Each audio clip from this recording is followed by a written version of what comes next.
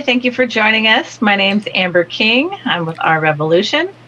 And joining us tonight, we have Larry Taylor, who's a PRP, Professional Registered Parliamentarian.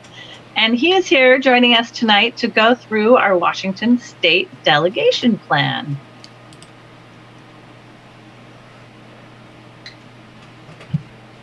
Hi, Larry. Good evening, Amber. Shall I start off, or did you want to say anything else? If you have anything to let us know about yourself, some of the many roles you play, or what a professional parliamentarian does. I think any of those things many of our viewers might have questions about. Okay, so in terms of Bernie Sanders, I was one of the super delegates from Oregon that was committed to Bernie Sanders, one of 3 out of 13, even though Bernie had won the state. And I helped a lot of the organizing, and that was the first time I really delved into the Oregon delegate selection plan. And a lot of the key learnings I got from that, I will be bringing into what I talk about tonight. So we're currently in Oregon organizing and getting ready for next year. We've been planting signs all across Oregon and stuff, and doing sign wavings over freeway overpasses and things, just to keep the enthusiasm for Bernie Sanders up. Wonderful, much like we're doing here in Washington State. Excellent. I was curious, have you had the chance to review other states besides Oregon and Washington? I have not seen any other plans. I really don't like reading this stuff because it's painful. But I might take a look at a few others just to see how they compare. We were told a lot of lies about our plan, and so it'll be interesting to go through other states' plans to see how they differ. Yeah, I think understanding this whole process and some of the changes. Obviously, in 2016, many of us were new. So now we're a little bit more seasoned, but we're still have a lot of new enthusiasm as well. So a lot of this is still the first time for many people, which is why it's important to do this type of thing. But also, a lot of rules changed, and different states can write their own plans. I know our state delegation was very happy when it was accepted by the DNC. Have you had a chance to read through the DNC plan as well and see how each state kind of matches up? I've gone through the convention rules and the delegate selection process rules that the DNC issued. So I really went through that because I wanted to understand what the absolute requirements were for us to comply with, and that helped me utilize my bullshit meter when we were told things by the leadership here in Oregon, which was sometimes not accurate in the way it was represented. Sure. Yeah, I think that's really important to understand how each state plays such a pivotal role within the rules for each state, but within the larger fold, obviously, of the DNC, so that we can identify these pieces and be able to address them, train people on them, and be ultimately prepared for what I'm calling Chihuahua. I'm not sure where Oregon's hotel is being situated, but we will be near O'Hare Airport this year and busing into Milwaukee. So we got a good hotel. We're like 30 minutes away from the convention center. Oh, nice. That's awesome. So maybe after cocktails, if our bus is late at your place. Excellent.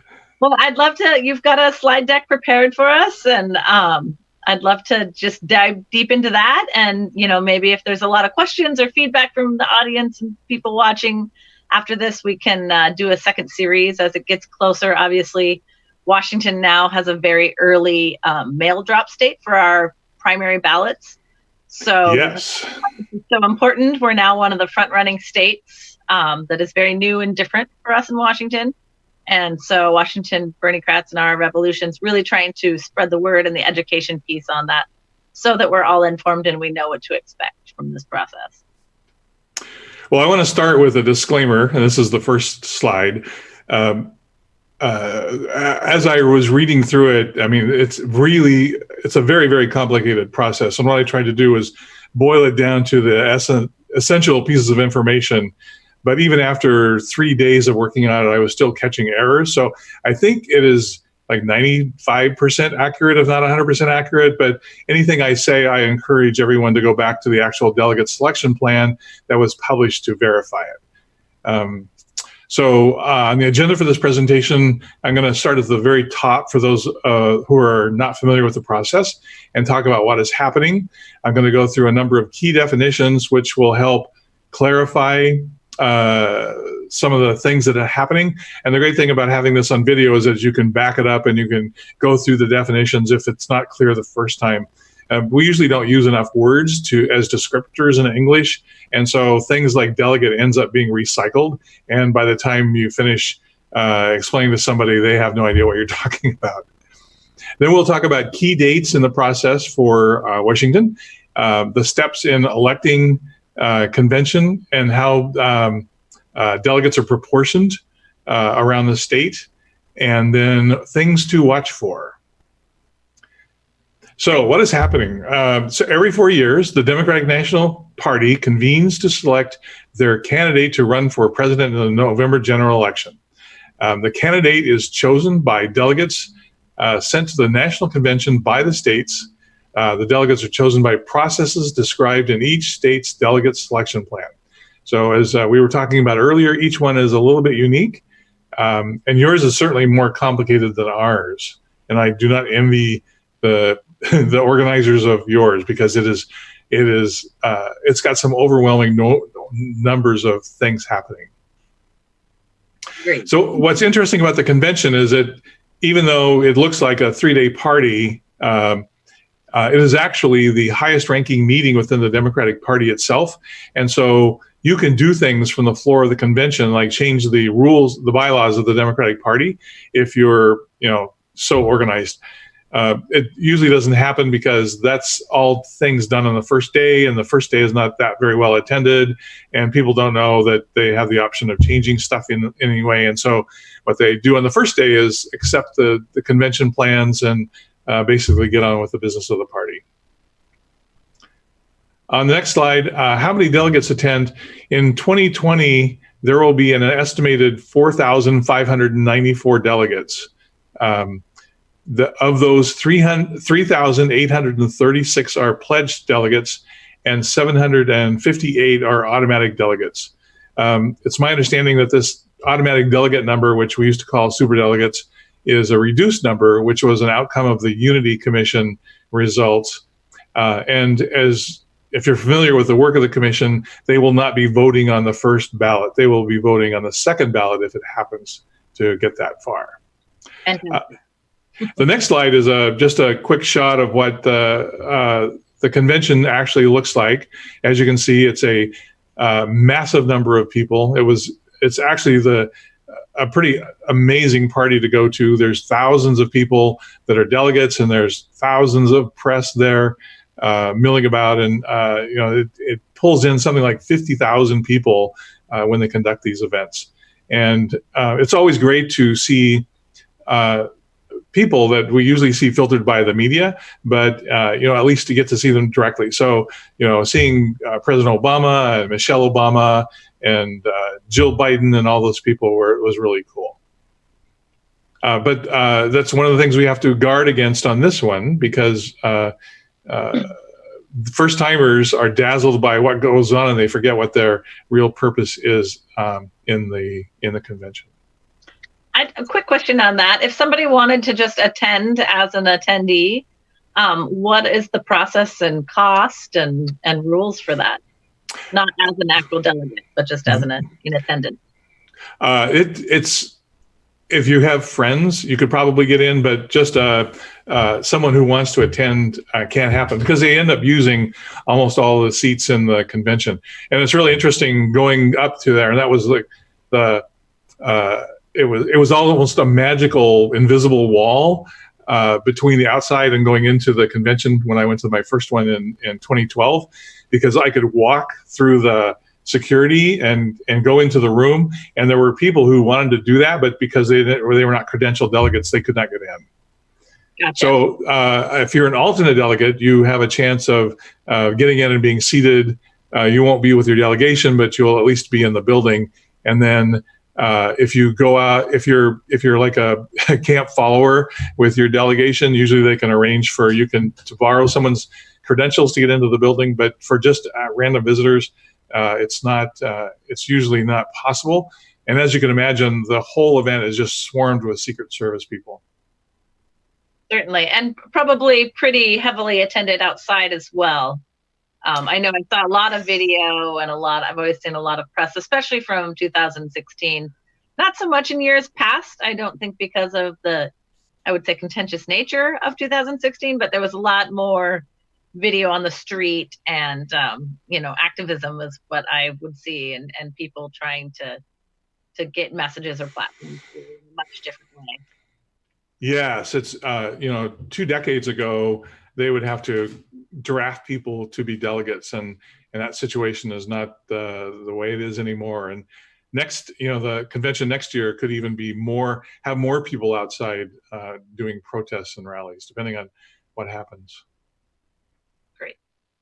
So what's interesting about your state is that you do not have political party registration, and that was a mind twister for me, because we were told here in Oregon that we couldn't have non-affiliated voters voting in our primary because we have a fairly rigid system, even though it's fairly flexible for registering. But we have people who are Democrats, and we have people who are Republicans, and we have people who are not affiliated.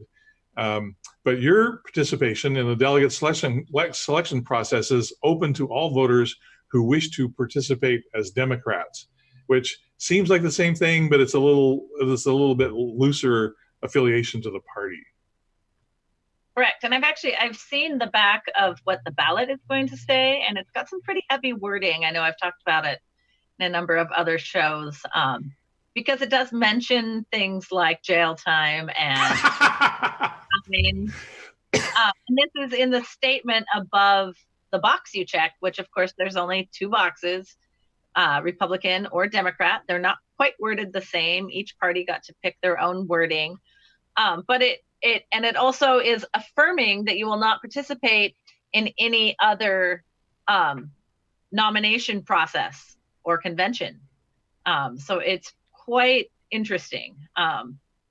So not only have your information, your signature next to this $sign, but obviously for people who lean independent or prefer not to make a choice, which is why Washington's so steadfast against not having party affiliation, it's really going to be not only mind twister for somebody like you, but also for people who are just offended by seeing only 2 parties having to make that choice and affirmation, and then the strong language and wording next to it, which is, personally for me, comes up as rather kind of scare tactics. You're forced into. So it's quite interesting, because we're so independent on party affiliation, and then being forced into this as an early state is quite jarring, I believe. So in the delegate selection plan, I'm on the next slide. So participants may register to vote at the caucus or convention and then participate the same day, which I thought was interesting. And this includes any 17-year-old who will be eligible to vote on Tuesday, November 3rd, 2020. Now, having said that, I would recommend that everybody register to participate well in advance of the events, because this is one of the ways that credential committees screw around with attendees. If you remember what happened in Nevada, there were large numbers of people sent over who no one had a record of, and when you get to dealing with large numbers of people, it's easy to make mistakes, even regardless of how evil it might look. And so, just to make sure that you get to participate in this as you want to, I would recommend that everyone get registered as early as possible. Yes, we are definitely working on voter education and registration. We bring that up at all of our events. Fixed Democracy First, another great organization, doing some wonderful voter education as well. So we're teaming up in coalitions to get young registered voters and especially there's a lot of talk nationwide about voter roll being, rolls being dumped. And, I think some of the recent elections really showed how that played out for some of the people that really pushed a lot of that, lost their seats, which was encouraging to hear. And I know somebody in my area that he's probably the highest registered voter person in the state. He usually gets a couple thousand people registered in Washington state alone, and helped organize in other states to get about 7,000 people registered on voter registration day. Wow. Just a couple weeks ago. So there are major efforts being put out to get first-time voters, younger voters. We saw them make huge changes in elections and very high percentage numbers of turnout, which was super encouraging compared to years past. So I think people are more engaged, hopefully, and ready to do this in a few months. So the next couple of slides go over maps that play into how you get registered and run for positions inside this whole process. A lot of people don't understand what a congressional district is or what a legislative district is, and so I wanted to go through maps so people could see what they look like and help convey what is driving some of the complexity of the process that we'll be talking about. So this is the congressional district map, of which Washington has 10, and these are the districts that are redrawn every 10 years based on the results of the census, so that they generally have equal populations in each one, and that's why you get much larger districts in the more sparsely populated areas of the state versus smaller congressional districts in the densely parts of the state.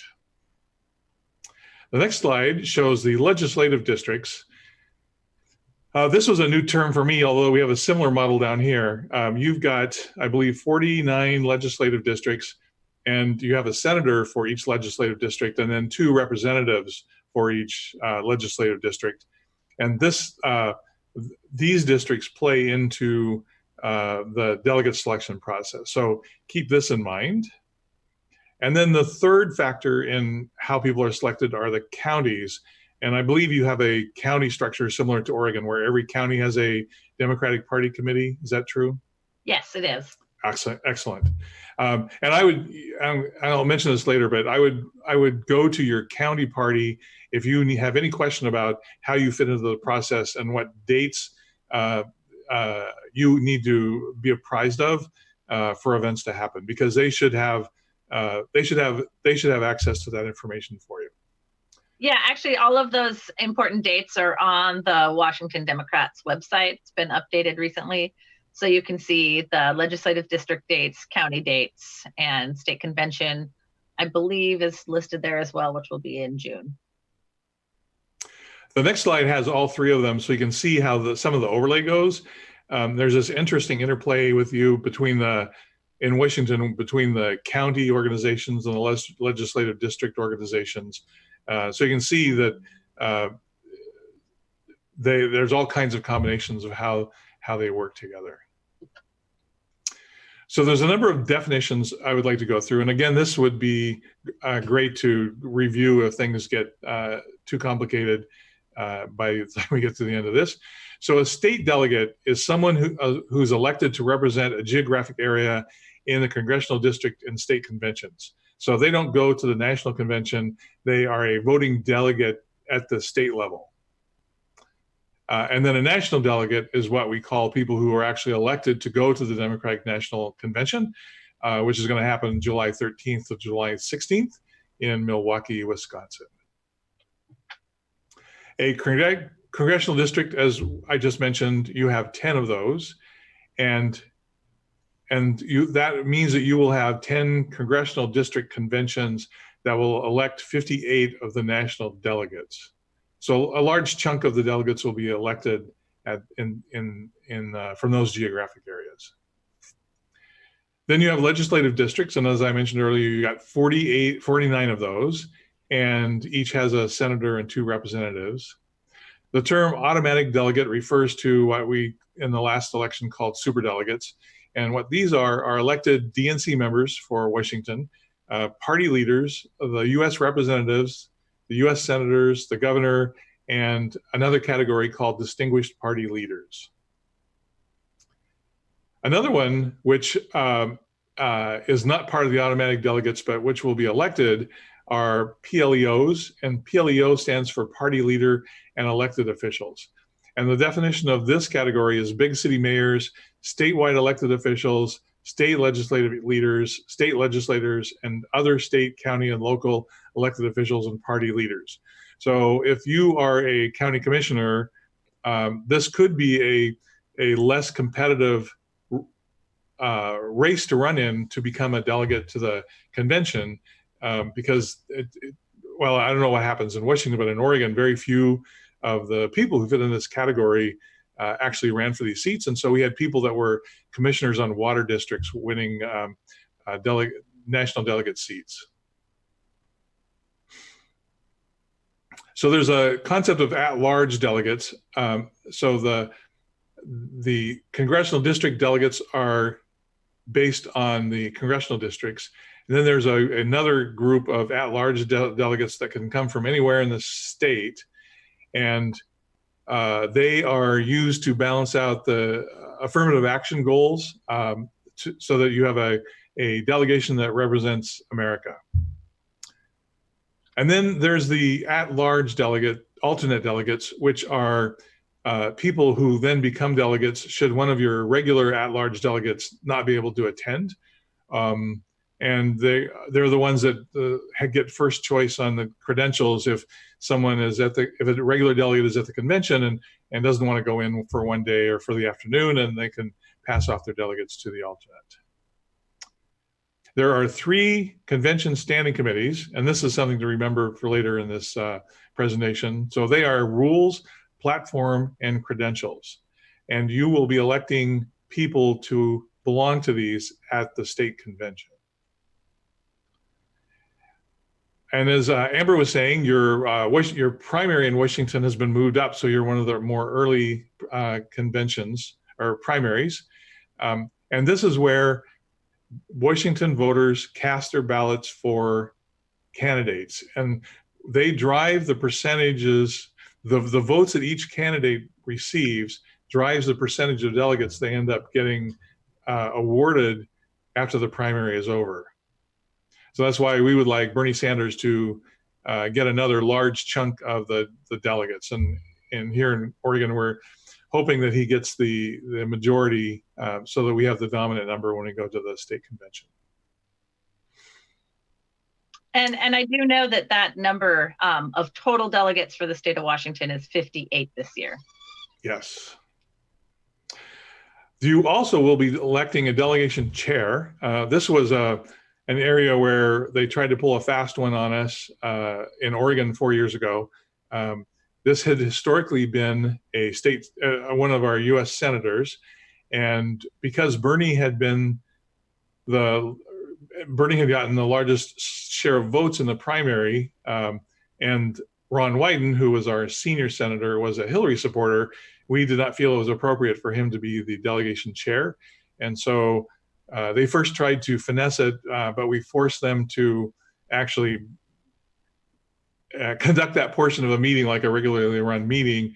And we ended up with a compromise. We ended up with co-delegation chairs with Senator Merkley, who was a Bernie Sanders supporter, and Ron Wyden as the other co-chair. And actually, it was pretty cool having both of our U.S. senators sitting with our delegation because they hung with us during most of the convention. I don't know if that's going to happen this time. If Bernie gets a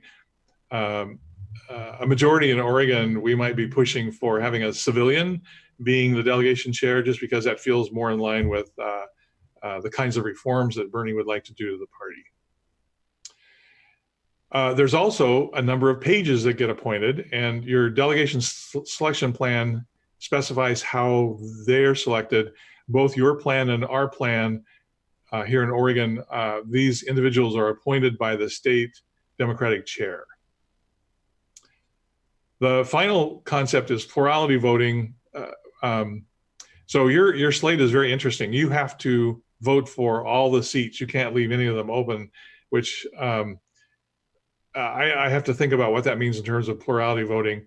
If you have a lot of people running for the seats, plurality voting tends to work out well. We got that removed out of our delegate selection plan here in Oregon because the plurality voting is detrimental to minorities. And what you could have is a number of popular delegates running against each other and diluting their vote, and you end up with a bunch of convention tourists winning because they ended up getting more votes than the ones that you really preferred. So we moved to a preferential voting system, which we hope will eliminate that problem. But you have so many people voting, it might not make that much difference. Just out of curiosity, what is the total Oregon delegate count? 66. Oh, so you guys are more than we are now. Huh. Well, that's 66 total. Your total delegation, I believe, is 107. Yes. And then you got 7 alternates. So that and we get a little bit, even though your population is much greater than ours. I believe we get a small bonus because we have a later primary. Yes, and we gave up votes so that we could have an earlier primary. So we'll see if that benefits us or if it's a detriment, won't we? One of the things that we might see, which is the first time it's happened since 1968, is a contested convention. And what that means is a convention where we go into the convention with none of the candidates having a clear majority. So when Obama was president, he was the only candidate in 2012, and so it really was just a 3-day party. But like in 1968, nobody had a majority, and so you took multiple votes on the floor of the convention until someone achieved a majority. And after I don't know what this means because you have language which seems to bind your delegates to who they're pledged to for all the votes. Yeah, everything's based on this primary vote that happens. Interesting. So we are released from our pledged vote after the first round of voting. So the Warren delegates could actually switch to Bernie on the second round of voting for Oregon. Then the convention tourist, that's the one that we're really watching out for because there are people who think that going to the convention is really cool, but they're really not particular to who ends up winning. And so what we want to make sure is that we send people who are really committed to the candidates that they're pledged for and will work for that candidate on the floor of the convention. Awesome. Convention rules will probably be approved on the first day of your conventions at all levels. And this is everyone regards this as a boring procedure, but actually this is one of those areas where you really have to watch for ways in which the leadership is controlling you. So I would recommend getting a copy of the convention rules as early as possible and reviewing them and making sure that your rights are protected to do whatever you need to do and that are not things that have taken your rights away. And are you referring to our congressional district convention? Both the congressional district and the state convention will have convention rules. Yeah, because what I've been told about our convention districts is that those conventions at the county level are only platform, but the congressional district and the legislative district are delegate selection based. There seemed to be the door opening for the county to do it, but it might be the circumstances where the legislative district is within a county and they combine them. Well, and there's several legislative districts like mine that cover multiple counties. Yes. Some of that's why you'll notice. I believe we'll look at the dates later, but some of the smaller areas with less people are having a later date. They're having their legislative caucus in the morning and their congressional caucus in the afternoon on the same day. Yeah. Whereas, Snohomish, King County, Pierce County, splitting them up on 2 separate days. So now we'll talk about the delegate selection process itself. So hopefully everyone is sitting down. There seems to be 4 dates for this: the April 26th, May 3rd, May 30th, and June 13th. So on April 26th, the 49 legislative district conventions will be held. On May 3rd, there's possible county conventions, and then that is the filing deadline for national delegates. So if you want to run for the position of a national delegate who goes to the convention itself, you have to file by May 3rd. And I believe this is the case also. Some people could be doing that before, if they're combining the legislative and congressional district dates. That is happening May 30th. Yes, and I would absolutely verify with your county party on any of those dates, because it is so complicated that even they might make mistakes. So check with everybody. And one of the big things I always push to anybody who's considering any of these things is block out these timeframes now. Make sure you're available at all levels at all times.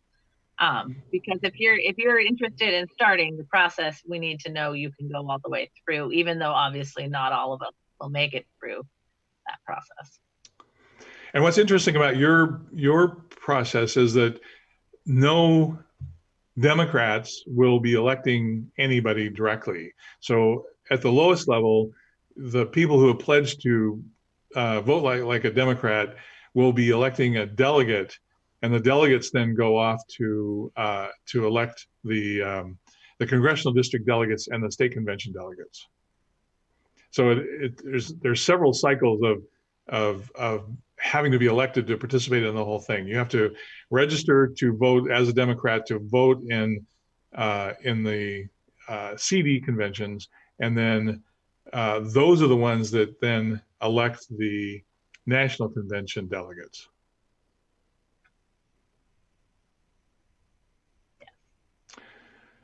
The national delegate filing requirement happens between March 21st and 5 p.m. on May 3rd. And they have a letter of intent to stand for election as a national convention delegate or alternate, which must be filed at the Washington State Democratic Party headquarters. And they claim that you can send by mail, fax, or scan PDF. Again, do this well in advance of the due date, so you're not scrambling at 4:45 to get a fax machine to work or something like that. And I'm sure there'll be lots of opportunities and templates that'll be available for people if they're not sure what these need to say or who it needs to go to. Registering to participate in conventions. Voters participating in the delegate selection process at the delegate selection meetings will publicly declare their Democratic Party preference to the use of the caucus registration forms, which I could not find an example of.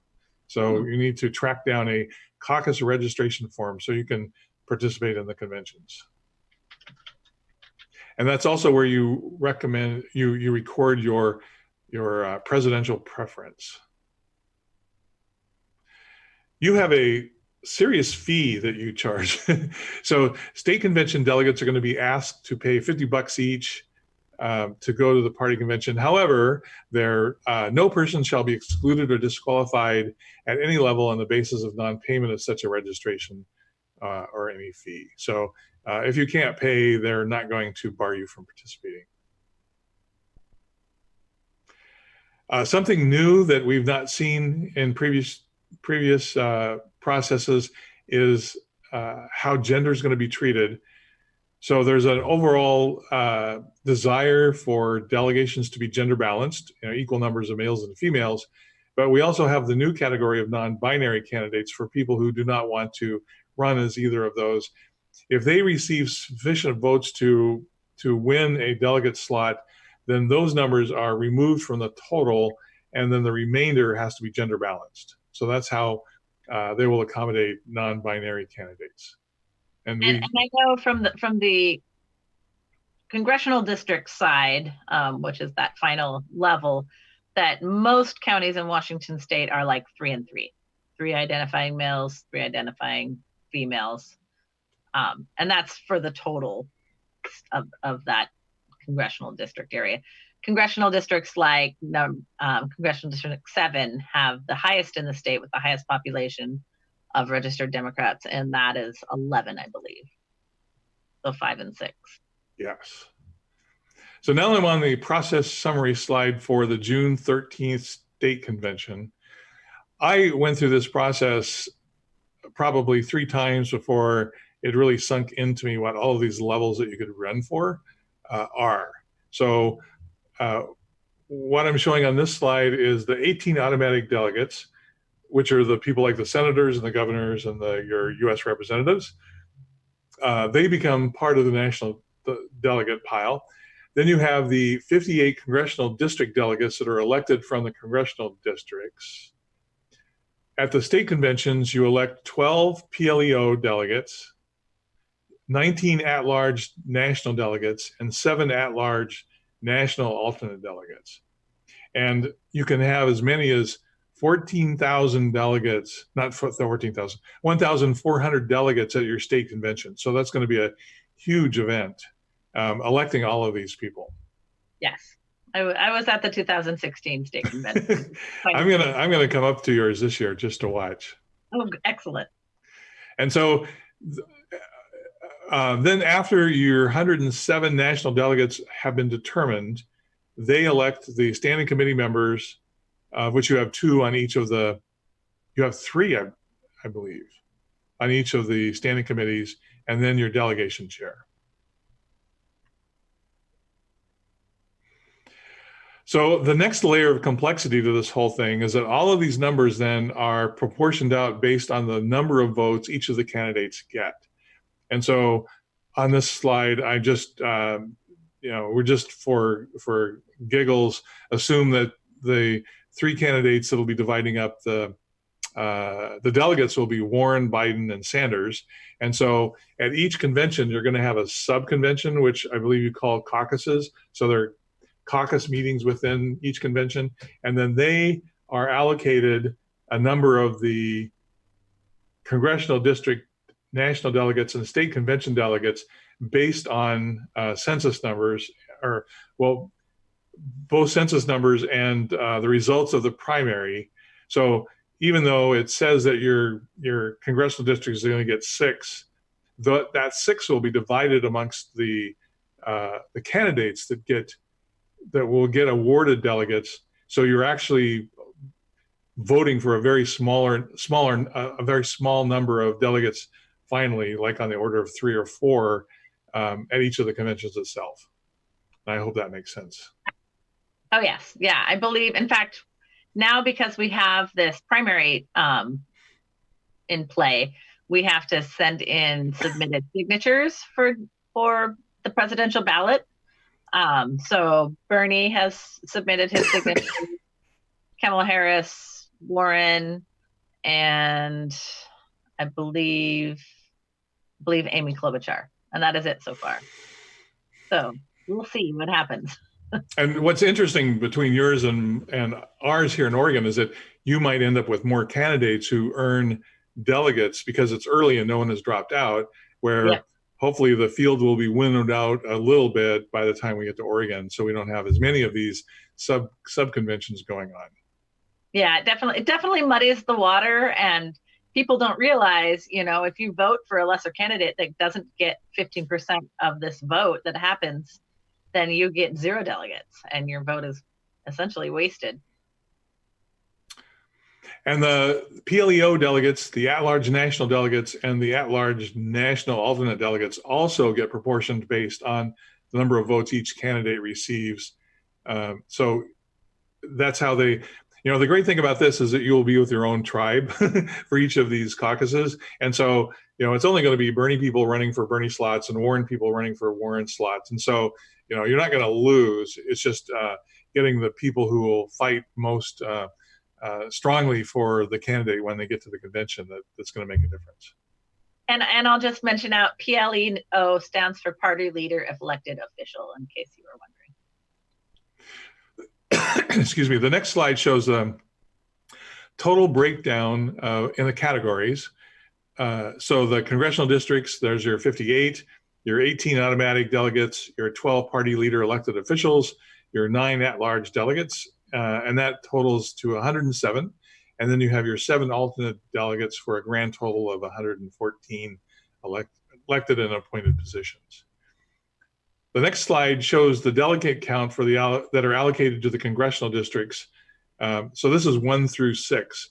And this is what Amber was saying earlier, where you have 3 males and 3 females for a total of 6 in CD1, which will then be proportioned out by the number of votes the candidates receive for anyone who receives over 15%.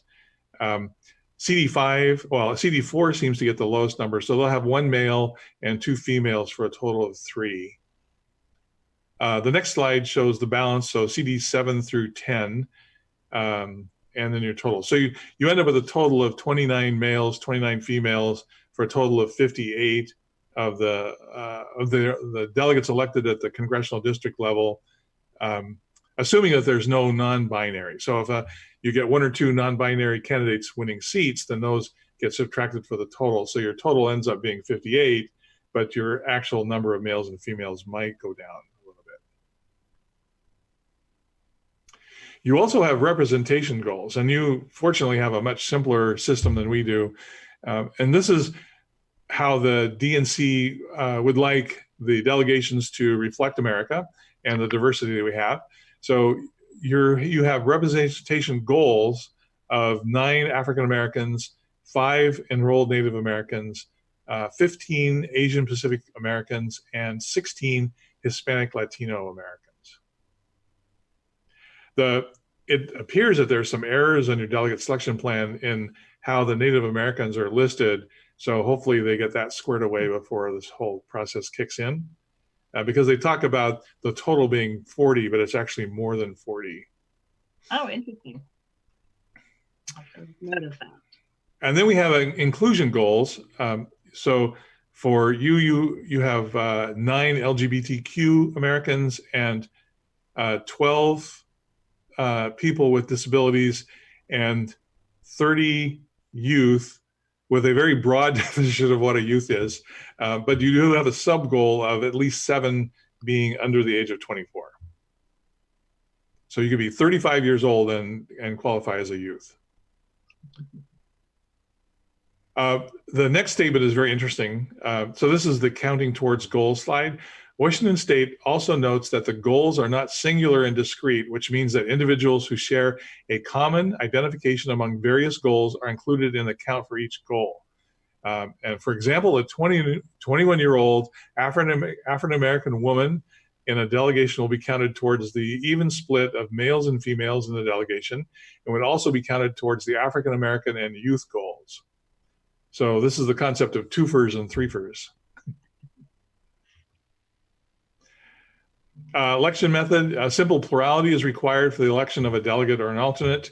And what that means is everyone will vote, and then they'll just rank all of the people in order of the votes that they've received, and then start picking off the top ranking males and females and non-binary candidates.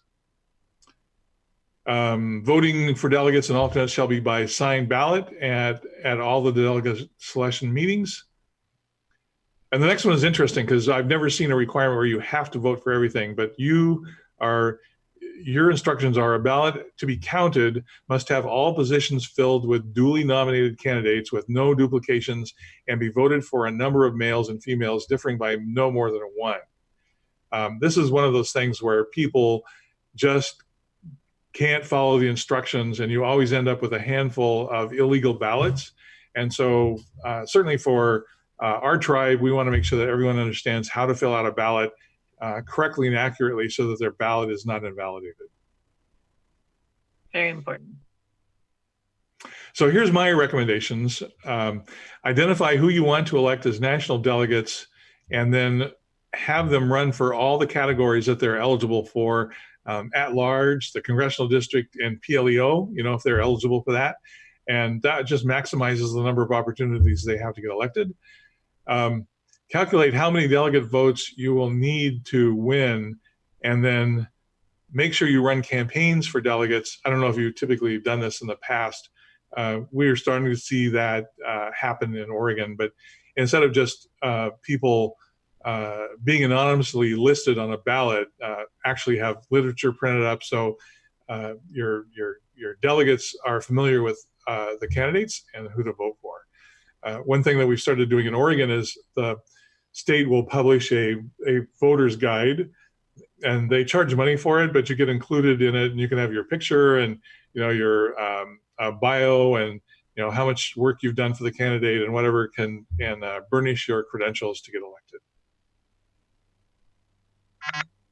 And the thing to remember is that elected state delegates elect the national delegates. So you have this layered process, so that you have to be elected as a state delegate to then eventually vote. So we want to maximize the number of strong state delegates who will then be eligible to vote for the national delegates. The complexity of the process can be mitigated by organizing.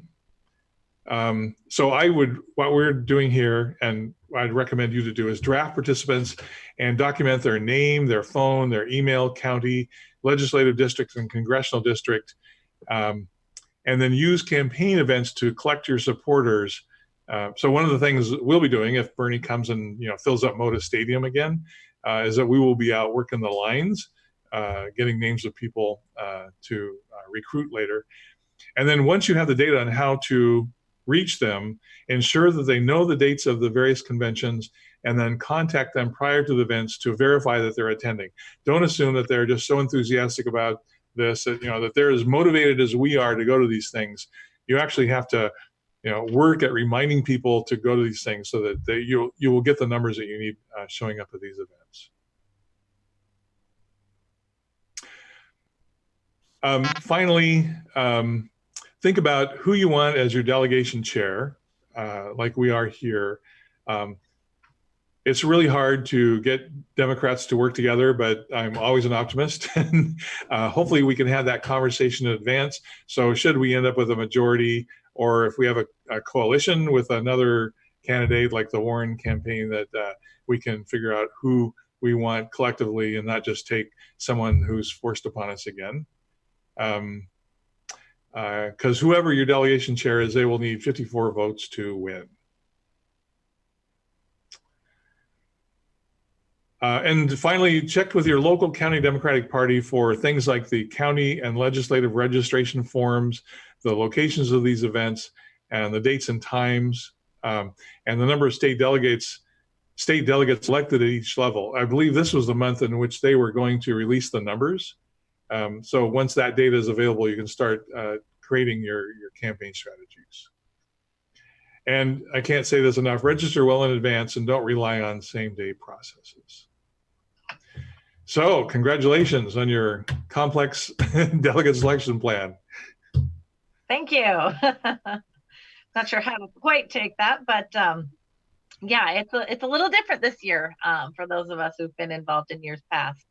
So as the Washington Berniecrats, we are definitely working to organize, develop tools, resources for people interested in identifying a delegate, as well as planning, training, and again, getting all those resources and tools together for us to be organized. We know the campaign is coming soon. We expect hopefully some visits in the next few weeks to month at least, and then we will be very busy trying to do a lot of voter organizing and information and education events so that people understand how different the process is this year. I know when I was collecting signatures for him to get on the ballot, I was using that as an opportunity to be, hey, did you know we're going to be selecting our nominee in February? And they're like, what? So it's very new. We also have, I believe, 4 primaries next year, so that is also going to be rather interesting.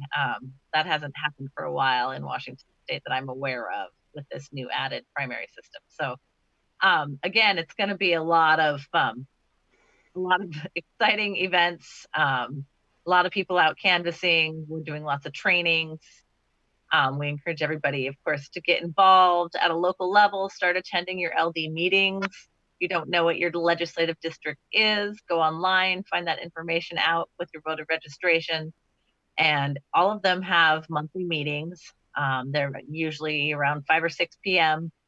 Go for a couple hours. It's very important to start learning the process, reading up on Robert's Rules of Orders if you're not familiar, understanding how amendments work and how rules committees work, understanding each legislative district's different personalities and who you jive with, I think is really important in community building, so that you can help not only the presidential campaigns, but other local campaigns that are going to be happening across Washington state. Yes, networking is critical. Go make friends. Yeah, and then, then you'll be empowered to go talk to people in your neighborhood. Obviously, we have amazing tools and resources like the Burn app. If you guys have not done the Burn app, it's amazing. And we're really especially pushing in the next few weeks and days. If you have not recorded your personal story, which I am guilty of, of all the things I do, I have not had a chance to do that. So that is on my to-do list.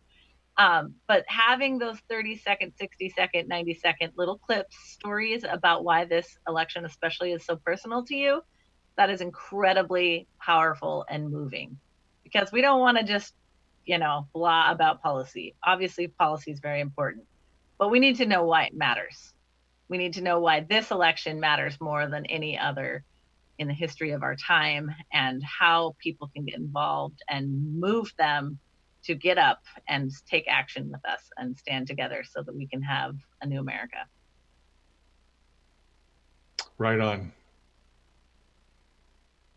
Well, thank you. I really appreciate you joining us tonight. If anybody has questions, should they get a hold of us? Would you like them to get a hold of you directly? Obviously, we'll be sharing this out on the interweb and social media, because we want this information to be available and well understood, as well as give everybody resources so they know where to find the information. I know Oz might have had some information for showing those actual dates again of what the timeline of events happening in Washington, which is so critical. Obviously, our Revolution Washington Bernie-crats will be working to support everybody through this process. We meet a couple times a week on Sunday nights and on Tuesday nights, so you can get involved locally with us. And we are also working in coalitions with many other organizations and states, from up and down the West Coast to national organizing events and labor support. So thank you. Thank you so much for having me, Amber. This has been fun. Yeah, thank you so much. I appreciate it. I know it's a ton of work to read through all that jargon, and we can't thank you enough. So thanks again, Larry. Bye. Good night.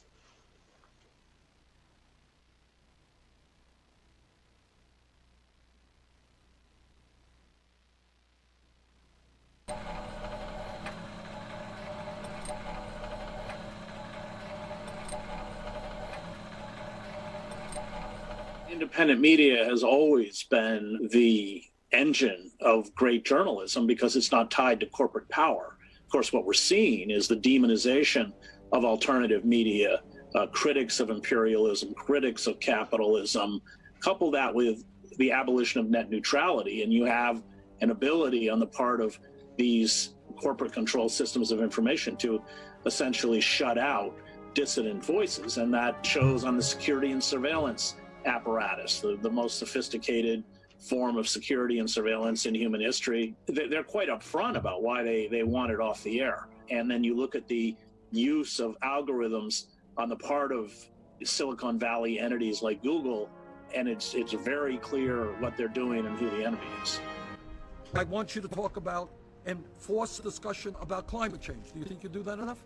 I would like you to force discussion on poverty in America. I have talked over and over again that 51% of African American kids are unemployed or underemployed. Do you think that's an important issue? I do. You're going to discuss it. So what I am asking you is help me. The American people want a discussion on the real issues. They do want to know how people feel on Social Security, how people feel about whether or not we should join the rest of the world, guarantee health care to all people. How do we create the millions of jobs this country desperately needs? And we're here, and people are more concerned about helping oil companies than helping their own families? I don't think so. I don't think so. This is about our lives. This is about American lives. And it should not be partisan. Science should not be partisan. We are facing a national crisis. And if we do not ascend to that crisis, if we do not ascend to the levels in which we were threatened at the Great Depression, when we were threatened in World War II, if we do not ascend to those levels, if we tell the American public that we are more willing to invest and bail out big banks than we are willing to invest in our farmers and our urban families, then I don't know what we're here doing. I don't know what we're here doing.